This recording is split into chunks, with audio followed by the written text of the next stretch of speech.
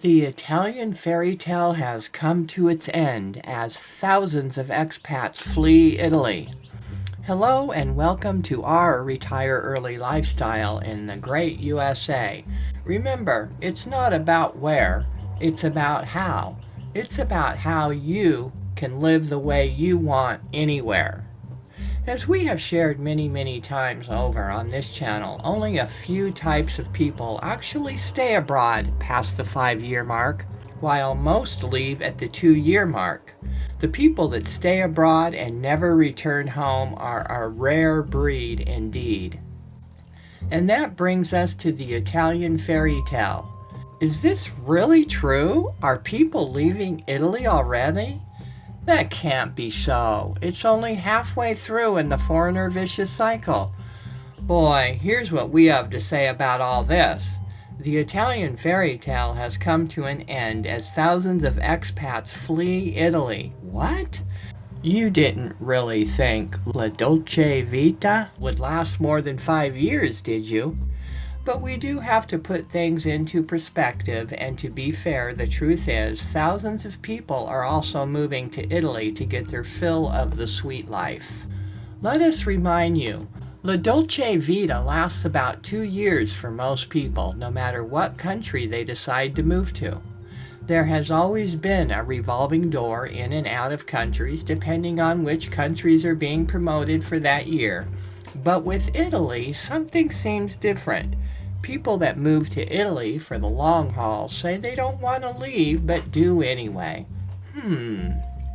You remember what happened to Portugal, right? It got touted by the Rams and vlogger gang over and over again. It blew up with expats flocking there by the thousands.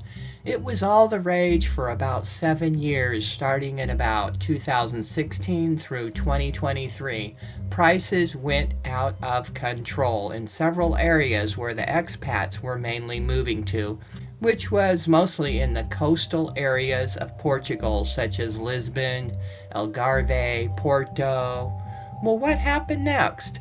Well, a huge amount of expats started leaving Portugal, but they weren't telling people in videos about how sad they were to leave Portugal or that they'll miss Portugal.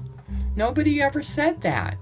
Now it's happening again. It's just with a different country, different people in a different year. This time it's Italy.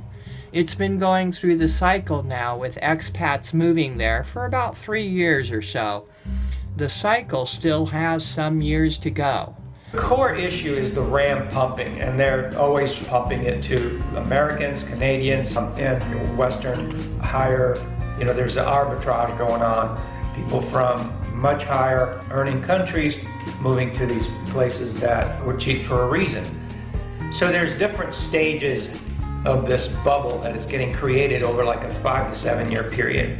And so the first stage is the cheap loss leader stage.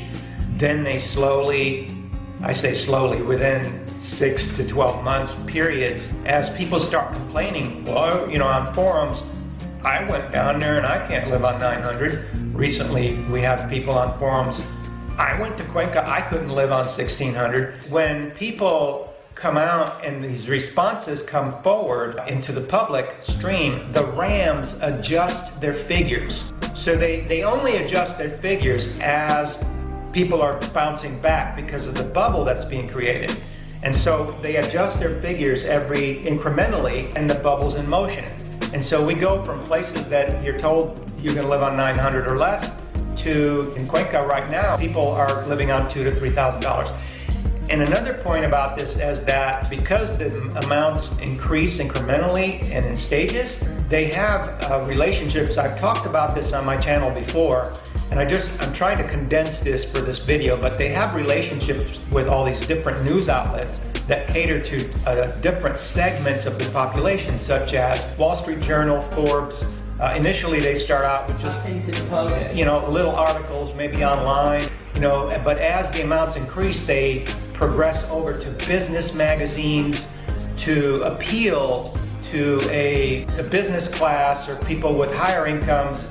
People in Las Vegas living on $10,000, all of a sudden you can come to Boquete, or you can come to Costa Rica, or you can come to Vilcabamba or whatever, name you pick, the Dominican Republic, and you can do it on only $2,000 or $3,000. Let's get something out there right off the bat.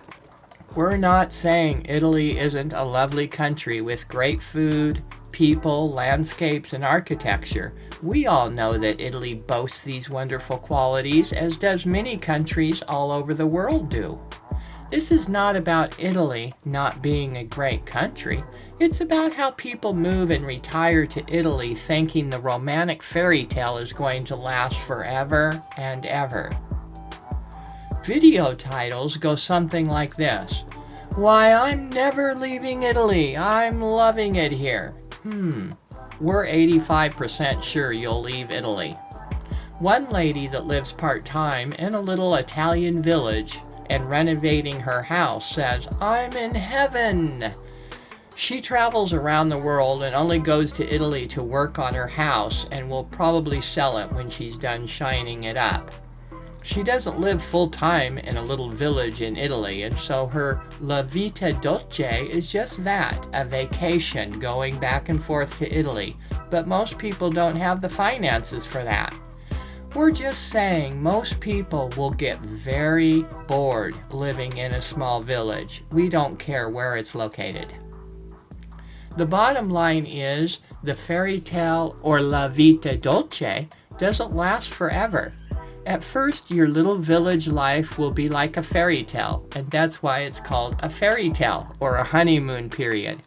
Anyone who has been watching this channel for any length of time knows that, and those people who have already done the live abroad thing know that. Eventually, we tell ourselves that the best and greatest place to retire is not all what it's cracked up to be, and that goes even for Italy.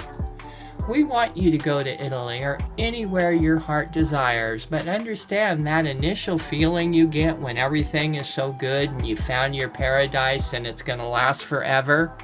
It won't last. At the stroke of midnight, your beautiful carriage just might turn into a pumpkin. Or maybe it won't, it just depends. And that's why we're starting to see huge crowds of people leaving Italy. Unfortunately, most people don't make videos about leaving. When they leave a country, they don't tell people. These screenshots of people leaving Italy that you're seeing throughout this video is only of expats who made a video about leaving Italy. Most people don't tell the world their private affairs, and why should they? Right now, according to what we're seeing, expats are in the stages of going to and leaving Italy, and the door is rapidly revolving for arrivals and departures. That just means it still has more pricing room before things get too much out of hand.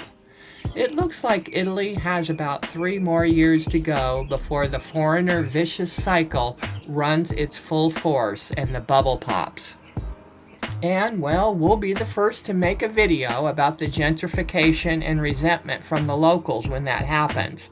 It is a manufactured cycle after all. Most people say they feel sad and miss Italy when they leave. We have to ask, what happened to the sweet life? If you move to Italy and you love it so much, then why are you leaving?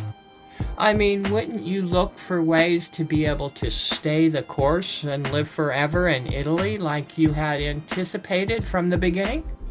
If I loved a country as much as people say they love Italy, it just doesn't make sense they would leave and then tell people in a video how much they miss Italy after they left. I'd still be in Italy if I was in love that much. Well, that's the whole point of this video. Even though people have this strong attraction for Italy, saying it's heaven and they're never leaving, they're still leaving. And so what does that tell you? It tells anyone who is listening that moving abroad is a fairy tale for a huge majority of the people. Ah, la vida dolce, no? Okay, everyone, we hope you got something out of that. It's just a perspective that I think a lot of people miss. We hope you're enjoying the sweet life wherever you are in the world. Take care and bye-bye. vita dolce.